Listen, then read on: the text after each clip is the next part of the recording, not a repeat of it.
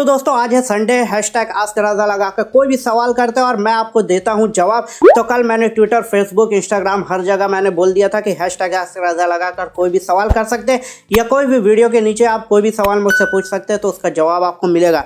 तो चलिए, बहुत सारे सवाल थे, पिक करने में थोड़ा टाइम लग गया इसीलिए वीडियो लेट आ रहा है दोस्तों, माफ़ी चाहता हूँ दोस्तों इस चीज़ के लिए। लेकिन दोस्तों जो सवाल आया है बहुत इंटरेस्टिंग है। तो सबसे पहले सवाल की तरफ बढ़ते। राम कुमार ने पूछा है, ब्रो जियो फोन कब तक आएगा, किस तरह का होगा और 5G होगा या 4G होगा और इसकी प्राइस क्या होगी। तो मैं बता दूं कि अगस्त सितंबर में जियो फ़ोन नया वाला जो है लॉन्च होने वाला है। अब ये स्क्रीन टच में होगा या फीचर्स फ़ोन होगा इसके बारे में कोई जानकारी नहीं है, क्योंकि इसका जो प्राइस आया है 2500 रुपये में ये लॉन्च होगा। अब इसमें तो 5G मुझे नहीं लगता कि 5G फ़ोन आएगा, क्योंकि अगस्त सितंबर में अगर लॉन्च होता है तो दोस्तों अगस्त सितंबर तक तो मुझे ऐसा नहीं लग रहा कि इंडिया में 5G आएगा। तो जियो कंपनी जो है 5G फ़ोन तो लॉन्च करेगा नहीं, 4G फ़ोन करेगा। अब 2500 रुपये में करेगा तो जाहिर है स्क्रीन टच वगैरह या फिर स्मार्टफोन वगैरह तो लॉन्च नहीं करेगा। फीचर्स फ़ोन आएगा, अब किस तरह का होगा क्या होगा वो तो जब लॉन्च होगा तो आपको पता चल ही जाएगा, मगर मुझे ऐसा लगता है कि 2500 रुपये में लॉन्च होगा और 4G होगा। चलिए अगले सवाल की तरफ बढ़ते। तो तुलसी गोराई ने पूछा है कि इन्हें एक टीवी खरीदना है 30,000 के नीचे में, तो कौन सा टीवी ले। तो मैं इनको बता दूं कि अभी फिलिप्स का बहुत ही ज़बरदस्त टीवी लॉन्च हो गया है, मी का भी लॉन्च हुआ और TCL का भी लॉन्च हुआ।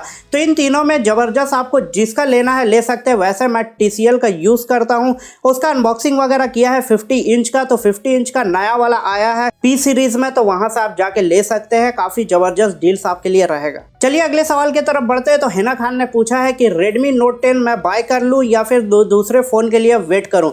तो मैं इनको बता देता हूँ कि मुझे ऐसा लग रहा था कि Redmi 8 सीरीज़ में कोई फ़ोन ऐसा आएगा जो Redmi Note 10 को टक्कर देगा, लेकिन ऐसा कुछ नहीं आया, क्योंकि 12,000 के रेंज में एमोलेड डिस्प्ले, 48 मेगापिक्सल का सेंसर वगैरह कोई और कंपनी अभी तक तो मुझे नहीं लगता कि 6 महीने तक कोई इसे टक्कर दे पाएगा। तो अगर आप फ़ोन लेना चाहते हैं तो Redmi Note 10 ले लीजिए, अच्छी सेल्फी मिलती है, क्योंकि हिना खान आपका नाम है तो जाहिर आपको सेल्फी से प्यार होगा, तो सेल्फी आप ले सकते हैं। इसमें ज़बरदस्त एमोलेड डिस्प्ले वगैरह है, तो आपको कलर टोन्स वगैरह ज़बरदस्त देखने को मिलेगा। और आप लोगों के हाथ से मोबाइल ज़्यादा गिरता है तो इसमें प्रोटेक्शन भी दी गई है गोरिल्ला ग्लास 5 की, तो आप ले सकते हैं, आपके लिए बेस्ट डील होगा। चलिए अगले सवाल की तरफ बढ़ते हैं। तो जयराज ठाकुर ने पूछा है कि ब्रो Redmi Note 5 Pro में नया अपडेट कब तक आएगा। तो मुझे ऐसा लगता है कि Redmi Note 5 Pro में अब नया अपडेट कुछ नहीं आने वाला है, क्योंकि जो भी Xiaomi काम कर रहा है 12.5 पे काम कर रहा है, जो दोस्तों Android 10 और 11 पे बेस्ड है। लेकिन दोस्तों बात करते हैं अब Redmi Note 9 Pro इंडिया में, तो ऐसा लग रहा है कि Android 9 Pie पे ही रहेगा, ये दोस्तों 10 पे नहीं जाएगा। तो इस तरह का कुछ समझ में आ रहा है मुझे, तो मुझे ऐसा नहीं लगता कि Redmi Note 5 Pro में अब नया अपडेट कुछ देखने को मिलेगा। चलिए बढ़ते हैं अगली सवाल की तरफ। तो राजेश कुमार ने पूछा है कि ब्रो Realme 8 Pro या फिर Redmi Note 10 Pro। तो मैं इनको बता दूं कि Realme 8 Pro और Redmi Note 10 Pro में 1000 का डिफरेंस है, 1000 सस्ता है Redmi Note 10 Pro Realme 8 Pro से। लेकिन आप मेरा वो वीडियो दे रहे हैं, आपको देख लीजिए, आपको सही डिटेल मिल जाएगी कि आपको कौन सा फ़ोन बाय करना चाहिए अगर आप फ़ोन लेना चाह रहे हैं। और मेरी ओपिनियन अगर आप पूछेंगे तो इन दोनों में से कौन सा फ़ोन ले, तो मैं Redmi Note 10 Pro लूँगा, क्योंकि वहाँ पर गोरिल्ला ग्लास 5 की प्रोटेक्शन मिलती है, प्रीमियम बिल्ट देखने को मिलता है। मुझे ऐसा नहीं है कि Realme 8 सही नहीं है, वह सही है, लेकिन दोस्तों 108 मेगापिक्सल का कोई मतलब नहीं बनता, क्योंकि वो 12 मेगापिक्सल और पिक्सल बाइंडिंग करके 108 मेगापिक्सल का सेंसर निकलता है। तो हार्डवेयर अगर 108 मेगापिक्सल का होता तो मुझे समझ में भी आता, लेकिन पिक्सल बाइंडिंग करके। और दूसरी बात कि उसका प्रोसेसर थोड़ा वीक है, स्नैपड्रैगन 720 स्नैपड्रैगन 732 से थोड़ा सा डाउनग्रेड है। तो मुझे ऐसा लगता है कि मैं Redmi Note 10 Pro की तरफ जाऊंगा। चलिए अगले सवाल की तरफ पढ़ते हैं। तो विशु प्रजापति बोलते हैं जो Mi 11 Lite है वो 25,000 के अंडर में आएगा, इनका कहना है। तो ये सही सोच रहे हैं, क्योंकि स्नैपड्रैगन 732G इसमें प्रोसेसर होगा और एमोलेड डिस्प्ले वगैरह होगा, जो दोस्तों Xiaomi Mi 11 में आया वही चीज़ होने वाला है। तो अब 30 तारीख को तो पता चल जाएगा कि कौन कौन सा फ़ोन आएगा, और ये 25,000 के रेंज में आएगा, 24,999 इस तरह का कुछ प्राइस होने वाला है। मुझे ऐसा लगता है, आपकी क्या राय दोस्तों, आप हमें कमेंट में बता सकते हैं। और दोस्तों आपका कोई भी सवाल है तो इस वीडियो के नीचे भी हैशटैग आस्क रज़ा लगाकर कुछ भी पूछिए, नेक्स्ट वीक आपका क्वेश्चन को दोस्तों पिक कर लिया जाएगा। चलिए अगली सवाल की तरफ बढ़ते हैं। तो साहिल ने बोला है कि उन्होंने सजेशन दिया, सवाल नहीं पूछा है कि आप अपने टेक न्यूज़ में टाइम स्टैम्प डालिए। तो साहिल जी, मैं अपने टेक न्यूज़ में टाइम स्टैम्प डाल रहा हूँ, अगर आप देख रहे हैं तो आपको पता होगा। तो आप बताइए कि टाइम स्टैम्प शो कर रहा है कि नहीं, क्योंकि मैं अपना वीडियो तो देख नहीं सकता हूँ गाइडलाइन के हिसाब से। तो आप देखिए और बताइए कि टाइम स्टैम्प मेरे टेक न्यूज़ में आपको मिल रहा है या नहीं मिल। चलिए अगले सवाल की तरफ बढ़ते हैं। तो अजय साहू ने पूछा है कि राशन कार्ड ऐप जो आया है उसमें नाम चेंज हो जाएगा। तो मुझे ऐसा लगता है कि उसमें नाम चेंज नहीं होगा। अगर आपको राशन कार्ड में अपना नाम चेंज करना है तो आप इनके वेबसाइट में जाइए, वहाँ पर आप नाम चेंज वगैरह कर सकते हैं।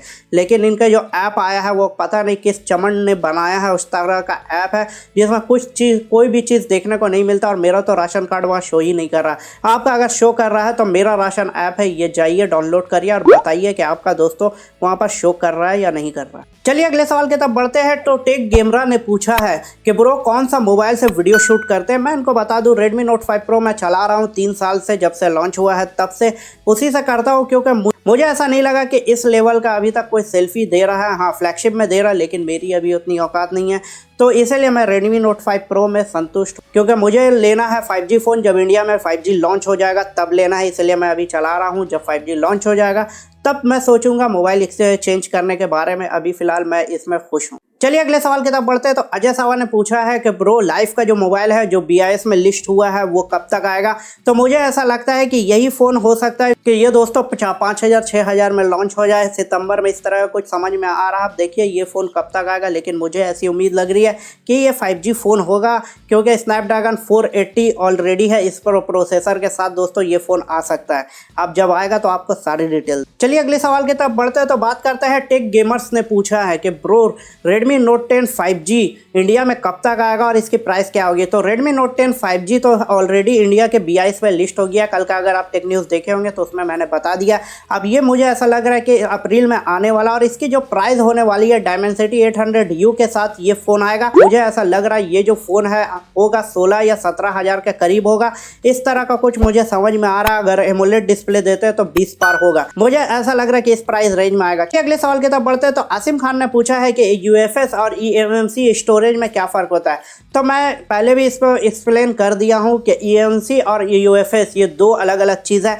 eMMC स्टोरेज और UFS स्टोरेज ऐसा है कि पहले eMMC के बारे में बता दें कि समझ लीजिए 2 बॉक्स रखे और यहाँ का फाइल को यहाँ ट्रांसफ़र करना और एक ही लाइन है, तो या एक बार में इसको सेंड करेगा या इधर से इधर सेंड करेगा। लेकिन UFS में क्या होता है कि 2 बॉक्स है और इसके डेटा को यहाँ पर ट्रांसफ़र करना है, तो इसमें 2 लाइन है।